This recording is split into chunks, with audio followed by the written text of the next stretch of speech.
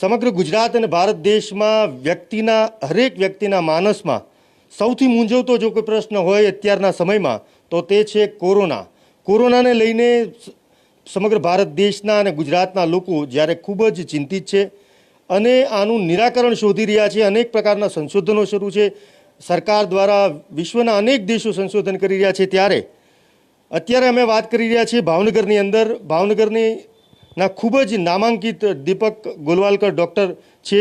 તેમના દ્વારા અત્યારે જે એક તબીબી સારવાર શરૂ કરવામાં આવેલ છે. વર્ષોથી તેમના જીવનમાં એમણે ખૂબ જ તબીબી ક્ષેત્રમાં અનેક વર્ષોથી કામ કરી રહ્યા છે. ત્યારે અગાઉ પણ ટીબી જેવી જે ગંભીર બીમારી હતી તેની અંદર તેમણે ખૂબ જ સારા પરિણામ આપ્યા છે.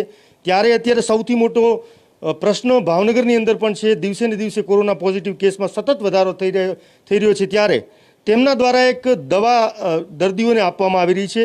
તે દવા એવું કહી શકાય કે ચમત્કારિક પરિણામ અત્યારે લોકો સમક્ષ આવી રહ્યા છે. અને આ ચમત્કાર પરિણામને લઈને ભાવનગરના લોકો તેમના દવાખાને અત્યારે જેમની હોસ્પિટલ છે ત્યાં લોકો દવા લેવા માટે કોરોના પોઝિટિવ હોય અથવા કોરોનાના લક્ષણો હોય તો ખૂબ જ મોટી સંખ્યામાં લોકો ખૂબ જ મોટી આશા સાથે જઈ રહ્યા છે અને પરિણામ મેળવી રહ્યા છે.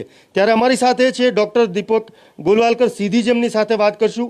ખૂબ જ સારા પરિણામ મળી રહ્યા છે. ત્યારે આ શું દવા છે, એનું નામ શું છે, કેવી રીતે અસર કરે છે શરીરમાં, તે તમામ સવાલના જવાબ મેળવશું ડૉક્ટર સાહેબ પાસેથી. સાહેબ, સૌથી મોટો સવાલ અત્યારે ચિંતાનો વિષય લોકોને છે કોરોના પોઝિટિવ અને કોરોનાની જે સમસ્યા છે તેને લઈને ગુજરાત અને ભાવનગરનો એક વ્યક્તિ ખૂબ જ માનસિક પીડિત છે. ત્યારે આ કોરોનાની અંદર આપે જે દવા આપી રહ્યા છો તે કેવા પ્રકારની અસર કરી રહી છે, તેના શું ફાયદા છે અને શું ગેરફાયદા છે? પ્રથમ હું કહીશ કે આ દવા નવી નથી.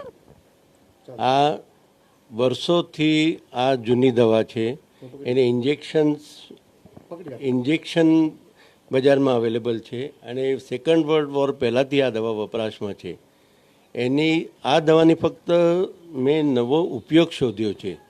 12 વર્ષથી આ દવાને વાપર કરું છું. પ્રથમ હું ટીબી ઉપર વાપર કરતો હતો, પણ ટીબીમાં જે મારે અનુભવ આવવા લાગ્યા, ફાઇબ્રોસિસ થતાં અટકાવવા માંડ્યા, ટીબીના તરત જ કન્વર્શન આવવા માંડ્યો, એટલે મને વિચાર થયો કે બીજી બીમારીમાં વાપરીએ. એટલે અલગ અલગ બીમારીઓમાં વાપરતો થઈ ગયો.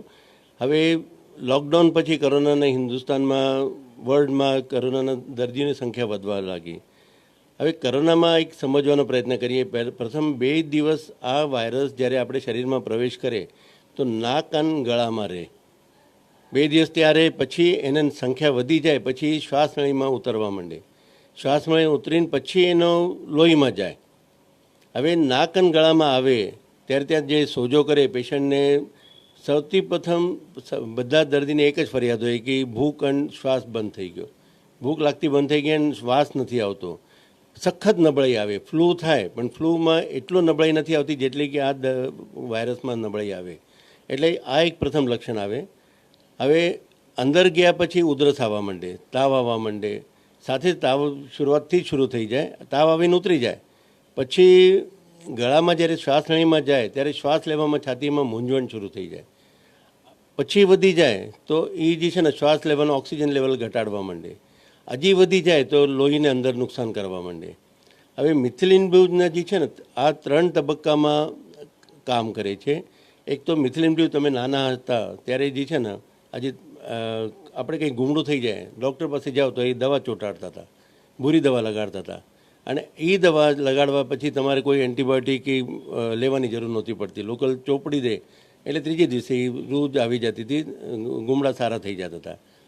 એ રીતે એ જ્યારે મોઢામાં જાય મિથિલિન બ્લૂ તો મોઢાની અંદર એન્ટિસેપ્ટિક તરીકે કામ કરે. અહીંથી શ્વાસનળીમાં કોરોના જાય તો એ શું કરે કે ત્યાં પ્રવાહી સિક્રેટ કરે, શ્વાસનળીને બ્લોક કરે. અને આ પ્રવાહી સામાન્ય પ્રવાહી કરતાં અલગ છે. તમને માનો કે શરદી ઉધરસ થઈ જાય, 2-3 દિવસ રહે, સાયનસ થઈ જાય, 3 દિવસ પછી તમને કફ આવવા માંડે. આમાં કફ નથી આવતો. પેશન્ટને મૂંઝવણ થાય, પણ આપણે જે ઇન્ફેક્શન લાગે તો સામાન્ય પ્રવાહીમાં કફ નીકળવા માંડે. દર્દી અમને કહે કે પીળો કફ નીકળે, લીલો નીકળે, પણ આમાં તમે જો તો કોઈ દિવસ કફને બહાર નથી નીકળતો. અને થોડી દિવસ પછી એને શ્વાસ ચડવા માંડે. હવે એ પ્રવાહી જે છે ને એને બ્લોક કરતી જાય. બ્લોક કરતાં આગળ જે ઓક્સિજન કાર્બન ડાયોક્સાઇડને લેવડ દેવડ કરવાનું કામ છે ત્યાં જઈને બ્લોક મારે અને એ જે છે ને શ્વાસ લેવામાં મુશ્કેલ પડે. પછી ઓક્સિજન સેચ્યુરેશન ડાઉન જાય અચ્છા, આવા સામાન્ય રીતે ઓક્સિજન લેવલ ડાઉન જાય તો પેશન્ટને શ્વાસ ચડવા માંડે, ગભરામણ થઈ જાય, હાફ ચડી જાય. પણ મારા અંદાજ પ્રમાણે એ જે શ્વાસના કેન્દ્ર છે બ્રેનમાં એને પણ સોજો કરાવે એટલે એ કામ કરતો બંધ થઈ જાય. એટલે પેશન્ટનો ઓક્સિજન લેવલ મારા પાસે 51, 52, 55 લઈને ઓક્સિજન લઈને આવે, મોઢું ચામડીને કલર ફરી ગયેલો હોય પણ એને શ્વાસ નહીં ચડતો, એની કમ્પ્લેન શ્વાસની ફરિયાદ ન કરી, ગભરામણની નબળાઈની ફરિયાદ કરે. એટલે હવે મિથિલિન બ્લુ ક્યાં કામ કરે? તમે મોઢામાં લ્યો તો મોઢાની અંદર એન્ટિસેપ્ટિક તરીકે કામ કરે. જીભ નીચે આપણે મૂકીએ, મેં તો એક તૈયાર કર્યું છે કે અડધી ચમચી જીભની અંદર કોરોનાને કરે છું મંતર. હવે એ જીભની અંદર લેવો એટલે મોઢાની અંદર જાય એટલે ઓરલ એન્ટિસેપ્ટિક તરીકે કામ કરે. તમે જીભ નીચે મૂકો તો એ ડાયરેક્ટ બ્લડમાં જાય. તમે હિન્દી પિક્ચરોમાં વગર જોયો છે કે કોઈ હીરોને છાતીમાં દુખે તો એ ટીકડી ખાઈને જીભ નીચે મૂકે, અને જીભ નીચે મૂકે એને છાતીનો દુખાવો બંધ થઈ જાય. એટલે જીભ નીચે મૂકવાનો મૂળ હેતુ એ છે કે બ્લડમાં જાય.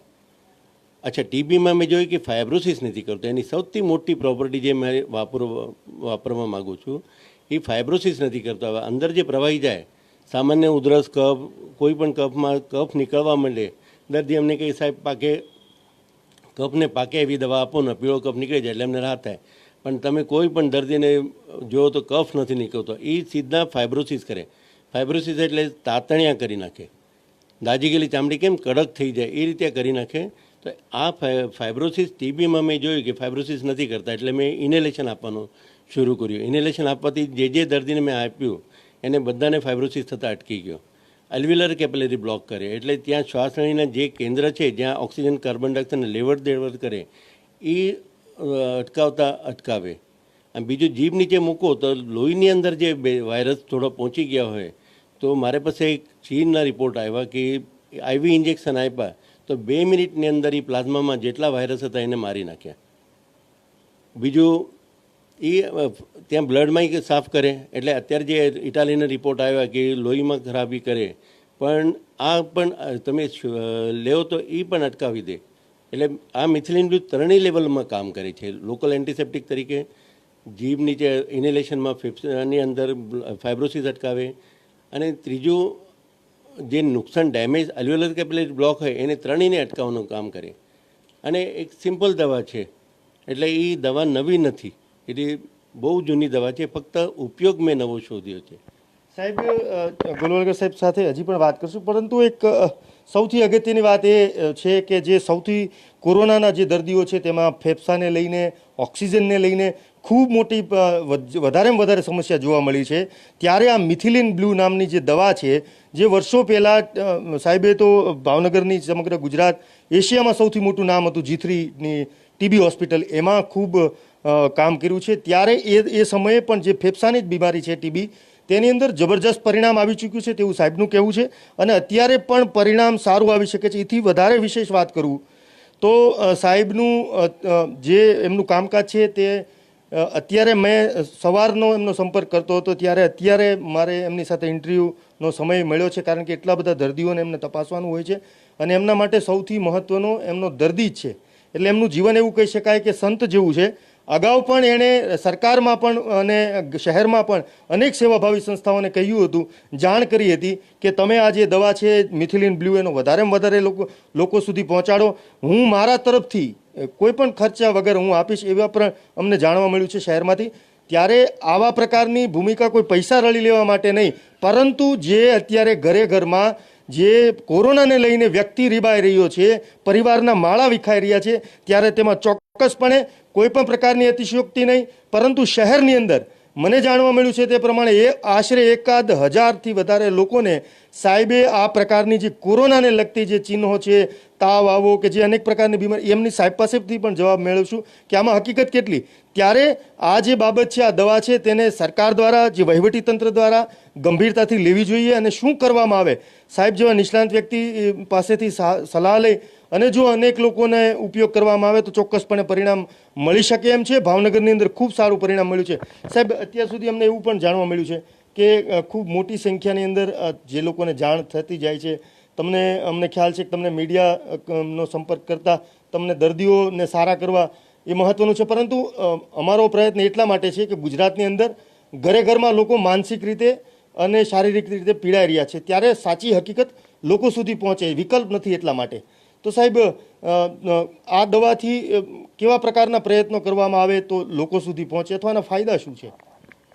એક સામાન્ય ઉદાહરણ આપું. જ્યારે મને ખબર પડી કે કોરોના આ મિથિલિન બ્લુ જીભ નીચે મૂકવાથી અટકે છે, મારા જેટલા મિત્રો છે, જેટલા સંબંધી છે, જે મને ઓળખે છે, બધાને મેં પહેલાં દવા પહોંચાડી.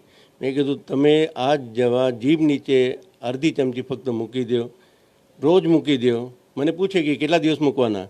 હું કહેતો હતો કે જ્યાં સુધી આ કોરોના મટે નહીં ત્યાં સુધી લ્યો, જીભ નીચે મૂકી દેવાના.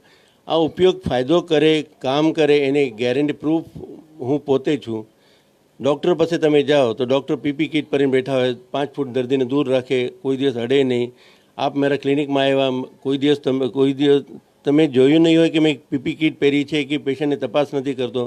રૂટીનમાં જે રીતે કરું, ફક્ત આ બ્રહ્માસ્ત્ર મારા જીભ નીચે સવારે જાગો એટલે અડધી ચમચી મૂકી દો, પછી મને કોરોનાની બીક નથી.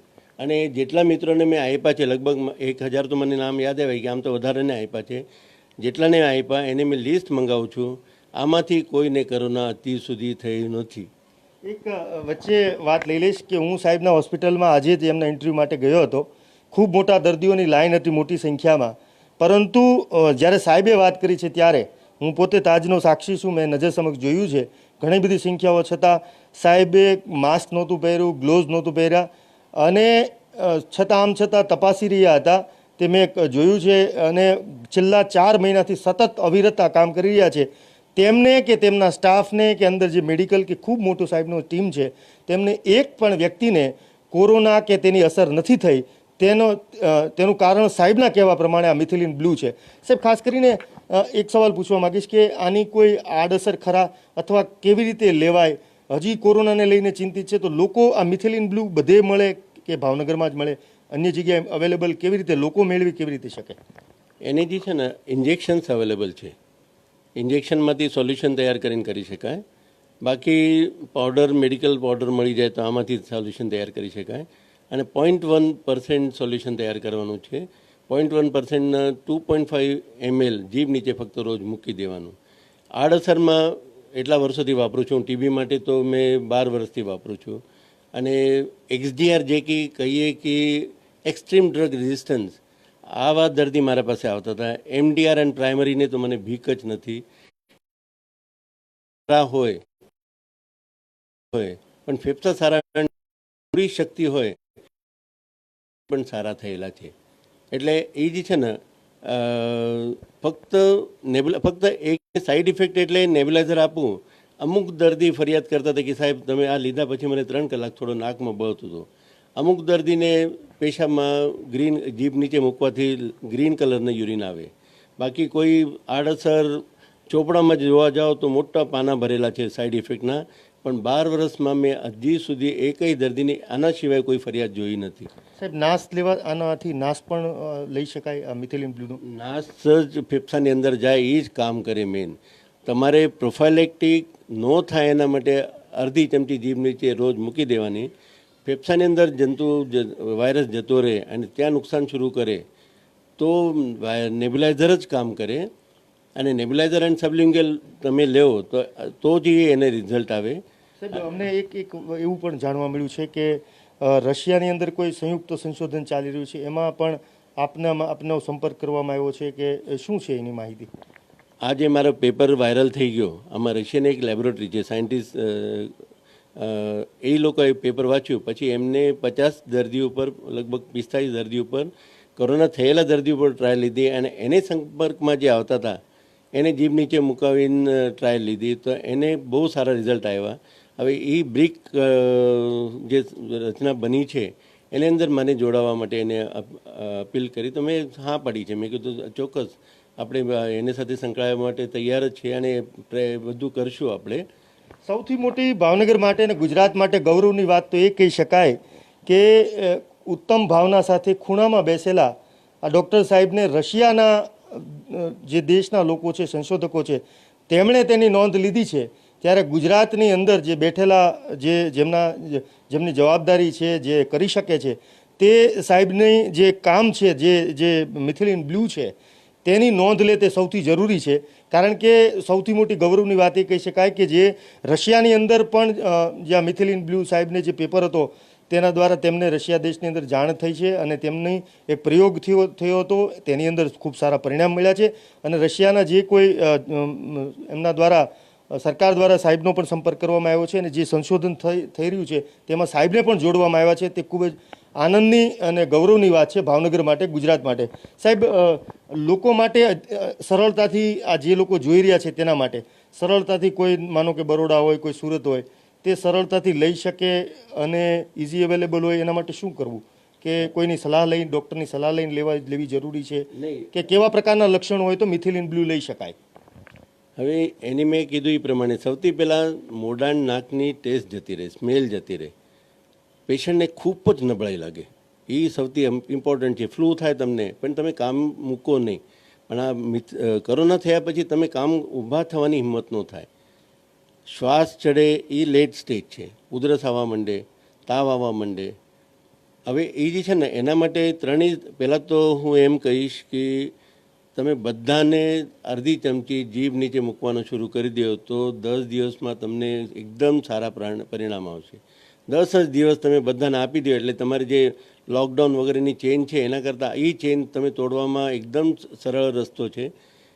મારા પાસે પેશન્ટ્સ આવે, કોરોનાના આવે, એને ફક્ત જોઈ લો કે 94-95 ઓક્સિજન સેચ્યુરેશન છે, એને જીભ નીચે મૂકાવું, દવા લખું જે સ્ટેન્ડર્ડ મેડિસિન છે, સાથે નેબ્યુલાઇઝર લેવડાવી લઉં, ઓક્સીમીટર લેવડાવી લઉં. 95ના આસપાસ હોય ઓક્સિજન, એને કોઈને હું દાખલ નથી કરતો. 3 દિવસ ઇનેલેશન લઈ લે, જીભ નીચે મૂકે, દવા લઈ લે તો બધા પેશન્ટ, અત્યાર સુધી મેં કોરોનાના એકય પેશન્ટ, રોજના 20-30 પેશન્ટ તો આવતા જ હશે એવરેજ, અત્યારે વધી ગયા એટલે, ને તો પેલા તબલીદી ત્યારથી આવે છે, પણ મેં એકય પેશન્ટ ગુમાવ્યા નથી. એકય પેશન્ટને મેં સરકારમાં એવું તો સરકાર દ્વારા, વહીવટી તંત્ર દ્વારા, જવાબદાર લોકો દ્વારા ગુજરાતના એવું શું કરવામાં આવે? તમારી પાસે એવો કોઈ આઈડિયા કે ઉપાય ખરો કે જેથી કરીને વધારેમાં વધારે લોકો સુધી મિથિલિન બ્લુ પહોંચાડી શકાય, લોકોને સાજા કરી શકાય, પરિણામ લાવી શકાય? કારણ કે લગભગ જનમાનસ દુઃખી છે કોરોનાને લઈને. એક જ છે કે એને 0.1% સોલ્યુશન બનાવીને બધાને અડધી ચમચી રોજ પીવડાવવાની સલાહ આપો તો તમારો અડધો પ્રોબ્લેમ આમનામ સોલ્વ થઈ જાય. મેં એટલે જ તમને કીધું કે અડધી ચમચી જીભની અંદર કોરોનાને કરે છુમંતર. આ એક તમે જનમાનસમાં પહોંચાડી દો, સોલ્યુશન તૈયાર. આખા આપણે હું મારા ઓળખીતાને સંબંધીને એને આપી શકું, પણ બધાને પહોંચાડવાનું કામ તો સરકાર જ કરી શકે. એ એકવાર સ્વીકારી લે પછી સારવારમાં જે છે ને મિથિલિન બ્લુને તરત જ એક્સેપ્ટન્સ આપે. આજે જે છે ને મારી પાસે કેઈમ હોસ્પિટલમાં કદાચ તમે જોયા હશે કે 22 દર્દી આવ્યા જેને કોરોના નાબૂદ થઈ ગયો કરીને કીધું, પણ કોરોના નાબૂદ થયા પછી એ લોકોને શ્વાસની તકલીફ છે અને શ્વાસ માટે બિચારા ફરી ત્યાં પહોંચી ગયા છે કે હવે એને શું કરવું. હવે એ ફાઇબ્રોસિસ તોડવાનું કામ ફક્ત મિથિલિન બ્લુ કરી શકશે, બીજું કે પણ એ ન થાય એના માટે મિથિલિન બ્લુ શરૂઆતથી તમે આપી દો નેબ્યુલાઇઝરમાં તો એ ફાઇબ્રોસિસ જ ન થાય. કદાચ સાહેબના ટેબલ પર જ મિથિલિન બ્લુ પડી છે, આપણે દર્શક મિત્રોને પણ બતાવશું. આ મિથિલિન બ્લુની બોટલ છે, એક ઇન્જેક્શનની અંદર પણ હું આપને બતાવીશ. આ બોટલ હાથે બનાવવામાં આવેલ છે અને આ સાહેબના હાથમાં જે આપ જોઈ રહ્યા છો આ ઇન્જેક્શન મિથિલિન બ્લુનું છે અને આના દ્વારા જ આ પ્રકારની દવા બનાવી શકાય છે અને આના ખૂબ સારા પરિણામ મળી રહ્યા છે. ડૉક્ટર દીપક ગોલવલકર સાહેબે ખૂબ સારી વાત કરી કે જીભ મૂકો 1 ચમચી જીભની અંદર અને કોરોનાને કરો છુમંતર. જે સત્ય હકીકત છે, સાચી વાત છે, વાસ્તવિકતા છે અને એની સાબિતી જો કોઈને કદાચ આ સમયમાં ઘણા બધા પ્રયત્નો છતાં પરિણામ નથી મળી રહ્યા ત્યારે ઉત્તમ પરિણામને સાબિતી એ છે કે સાહેબ પીપી કિટ નથી પહેરતા, સાહેબ છે તે ગ્લોવ્સ નથી પહેરતા, સાહેબ માસ્ક નથી પહેરતા. આમ છતાં ભાવનગર શહેરની અંદર અનેક લોકોને, કોરોનાના સંભવિત દર્દીઓને અથવા તો કોરોના થઈ ગયો હોય તેને સાજા કર્યા છે. તે તેમની આથી મોટી કોઈ સાબિતી હોઈ ન શકે. તેમને અથાગ પ્રયત્ન, પોતાનું તબીબ ખૂબ મોટું હોસ્પિટલ છે જેની અંદર સમય, બાકીના સમય એમની પાસે સમય પણ નથી કે એ અગાઉ સરકારની અંદર કે કોઈ પાસે જાય ને આની સાબિતી આપે. એમના માટે તો સૌથી મોટું કર્મ એ છે કે એમના દવાખાનાના પગથિયા ચડીને આવનારો કોઈ પણ દર્દી હોય તે સાજો થઈને જાય, તે એમનું અત્યારે કર્મ કે ધર્મ કયો એ અત્યારે નિભાવી રહ્યા છે. ત્યારે TV9ના માધ્યમથી અમે અનેક દર્શકોને એટલા માટે શેર કરજો, આ બને એટલી આ વિડીયો, આ પોસ્ટ કે વધારેમાં વધારે લોકો સુધી પહોંચે, વધારેમાં વધારે લોકોને ફાયદો થાય. અને એવું પણ જો સરકાર માટે ગંભીરતા સાથે એટલા માટે લે કે જો આ મિથેલિન બ્લુને પ્રોપર રીતે જે કોઈ ક્ષતિ રહેતી હોય, નિષ્ણાંતોનો કદાચ અભ્યાસ કરવામાં આવે. હજુ કોઈ તો મને એમ છે કે ગોલવાલકર સાહેબ પણ આની અંદર ખૂબ જ સેવાભાવી વ્યક્તિત્વ છે, એટલા માટે લોકો પોતે પણ ઇન્વોલ્વ થશે. પણ કોઈ પણ રીતે સરકાર અને જે વહીવટીતંત્ર છે તે જો પ્રયત્ન કરશે તો ચોક્કસપણે ખૂબ મોટી સંખ્યામાં, ખૂબ મોટી માત્રામાં લોકો સુધી આ મિથેલિન બ્લુ પહોંચાડી શકાય એવી શક્યતાઓ છે. જો જરૂરી લાગે તો આને તમામ એંગલોથી તપાસ કરવામાં આવે, પરંતુ પરિણામ મળી રહ્યું છે તે સત્ય હકીકત છે. ભાવનગર શહેરની અંદર અનેક લોકો સાજા થઈ રહ્યા છે, ત્યારે ભાવનગરને આજુબાજુના લોકો આ મિથેલિન બ્લુનું ઉપયોગ કરે, જે ડૉક્ટર દીપક ગોલવાલકર કહી રહ્યા છે, પરિણામ મળી રહ્યું છે. ત્યારે આવનારા દિવસોની અંદર સરકાર આ સમગ્ર જે ઘટના છે, જે દવાની વાત છે, તેને ગંભીરતાથી જો લેશે તો આના પરિણામો ખૂબ જ શ્રેષ્ઠ મળી શકે તેમ છે. અજીત ગઢવી, TV9, ભાવનગર.